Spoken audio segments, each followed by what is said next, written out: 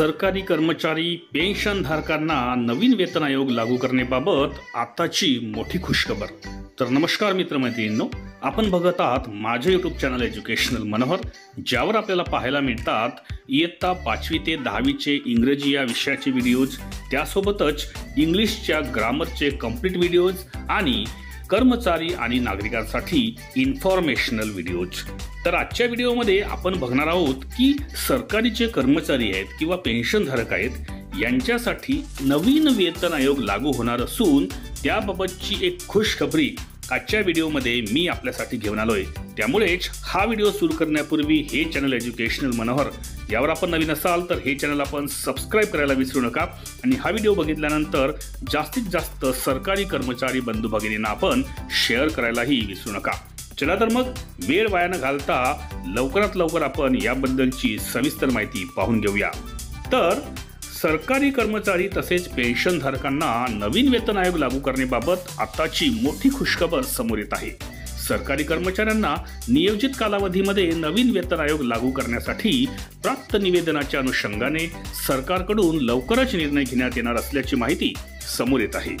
Media रिपोर्टनुसार मिळालेल्या माहितीनुसार केंद्रीय सरकारी कर्मचारी तसेच पेन्शनधारकांना दिनांक 1 जानेवारी 2024 पासून नवीन वेतन आयोग प्रमाणे सुधारित वेतन किंवा पेन्शन लागू करण्यात येणार आहे। याबाबत वेळोवेळी कर्मचारी संघटनांमार्फत मागणी केली जात आहे। राज्यात विधानसभा निवडणुकांच्या अनुषंगाने सदर नवीन वेतन आयोग समितीची स्थापना होण्याचे संकेत आहेत। वित्त आयोगाच्या सल्ल्यानुसार नवीन वेतन आयोगाची रचना करण्यात येते। दिनांक 1 जानेवारी 2026 पासून नवीन वेतन आयोग लागू करण्यासाठी सद्यस्थितीमध्ये नवीन वेतन आयोगाची स्थापना होणे अपेक्षित आहे। मग पगारात किंवा पेन्शनमध्ये किती होणार वाढ? तर 8व्या वेतन आयोगामध्ये 3.68 पट फिटमेंट फॅक्टर प्रमाणे वेतनात किंवा पेन्शनमध्ये वाढ लागू करण्यात येणार आहे। यानुसार सद्यस्थितीत केंद्रीय सरकारी कर्मचाऱ्यांच्या किमान मूळ वेतनामध्ये 18,000 रुपये वरून सरळ 26,000 रुपये अशी वाढ होईल। तर राज्य सरकारी कर्मचाऱ्यांचा विचार केल्यास किमान मूळ वेतन हे 15,000 वरून 21,000 रुपये अशी होईल। तसेच पेन्शनधारकांच्या पेन्शनमध्ये किमान 3,500 रुपयावरून 9,000 रुपये अशी वाढ होणार आहे। फायनान्शियल एक्सप्रेसमध्ये प्रसिद्ध केलेल्या आकडेवारीनुसार सरकारी कर्मचाऱ्यांना नवीन वेतन आयोग हा 1.92 पटीने वाढविला जाण्याची आकडेवारी जाहीर करण्यात आली आहे।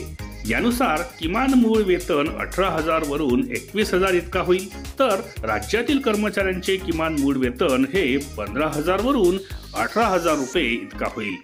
कर्मचाऱ्यांची वाढती मागणी व येत्या निवडणुकांच्या अनुषंगाने सरकारी कर्मचारी व पेन्शनधारकांना नवीन वेतन आयोगाप्रमाणे लवकरच वेतन किंवा पेन्शन लागू करण्याची शक्यता वर्तविण्यात येत आहे।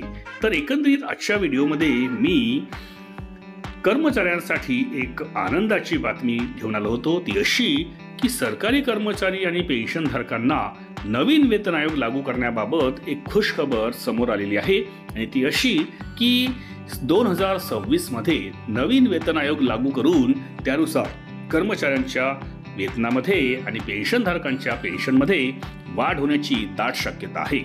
एकंदरीत अशाच पद्धतीचे इन्फॉर्मेशनल जर व्हिडिओज आपल्याला बघायचे असतील तर त्यांची प्लेलिस्ट या व्हिडिओच्या डिस्क्रिप्शनमध्ये इन्फॉर्मेशन एज्युकेशनल मनोहर या नावाने देण्यात आलेली आहे। त्यावर जाऊन आपण तेही कामाचे व्हिडिओज पाहून घेऊ शकता। अशाच पद्धतीचे व्हिडिओज आपण नेहमी या यूट्यूबवर आपल्याला पाहायला मिळतील आणि त्यामुळेच हा व्हिडिओ आपल्याला आवडला असेल अशी मी अपेक्षा करतो। म्हणून या व्हिडिओला आपण एक लाईक आणि जास्तीत जास्त शेअर करायला विसरू नका। सोबतच या चॅनलवर म्हणजेच एज्युकेशनल मनोहरवर आपण नवीन असाल तर हे चॅनल आपण सबस्क्राइब करायलाही विसरू नका। असाच एक महत्त्वपूर्ण व्हिडिओ पुन्हा एकदा मी आपल्यासाठी घेऊन येणार आहे। तोपर्यंत माझ्या सर्व कर्मचारी बंधू भगिनींना माझा नमस्कार।